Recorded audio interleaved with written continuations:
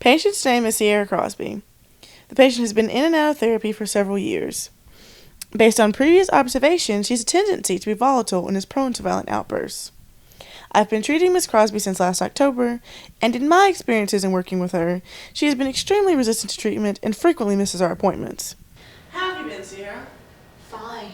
Can we hurry up and get this over with, please? What's the rush? I have better things to do than sit around in some shrink's office all day.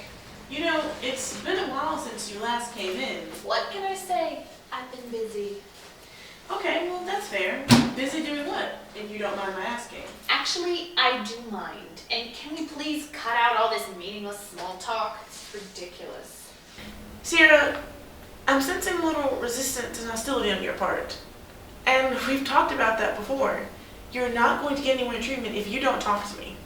Look, you and I both know that the only reason I'm here attending these sessions is because if I don't, they're going to lock me up again, and this time they'll throw away the key. When you say locked up, are you referring to when you were institutionalized? You say institution, I say prison. Felt more like Guantanamo Bay than Bellevue. Well, are you afraid of going back? Fear isn't the word I'd use to describe it. I mean, sure, the drugs were top-notch, I'll give it that, but being locked up and caged and guarded like some kind of animal, not my idea of a good time. Writing anything interesting, Doc? Sierra, why do you think we have these sessions? Threat of incarceration? Is that the only reason? Can't think of anything else. So, other than avoiding institutionalization, don't you think that maybe the reason you come to see me is because of all the things that happened last year? Not really following you there, Doc. You don't think that our sessions are in any way related to the events that occurred last fall, especially given the circumstances? Circumstances.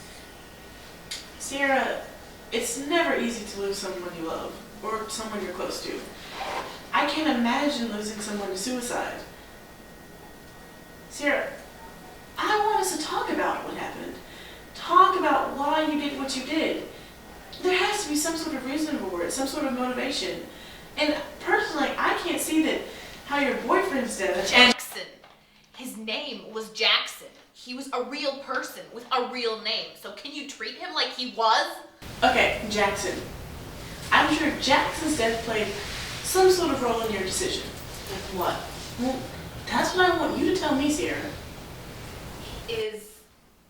Was my best friend. The love of my life. But that doesn't change anything. What he did was selfish. Selfish? How so? He didn't stop to think about me or anyone else who might have cared about him. He was only thinking about Jackson, how rough he had it. Sierra, you know, what happened to Jackson wasn't anyone's fault. It wasn't his or his family's, and it certainly wasn't yours. What happened was a tragic and unfortunate accident. Accident? He killed himself. It wasn't an unfortunate accident. However unfortunate, it was no accident. He chose death. And he didn't have to. Well, do you think maybe that's why you tried to kill yourself? Because you felt betrayed? Because you felt alone? I was betrayed. I was alone. I am alone. I was abandoned by the one person who knew me. The only person who ever really cared about me.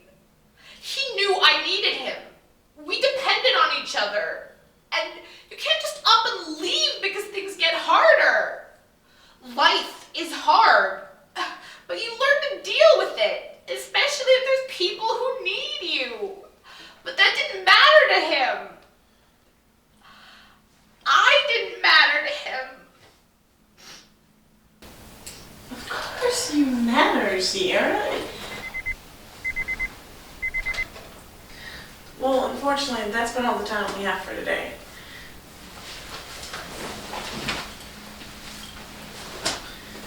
Is there anything else? Didn't expect me done so soon. Well, you know, I don't have any more patients today.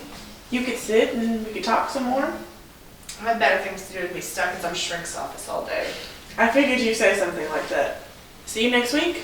I guess. See you next week, Doc.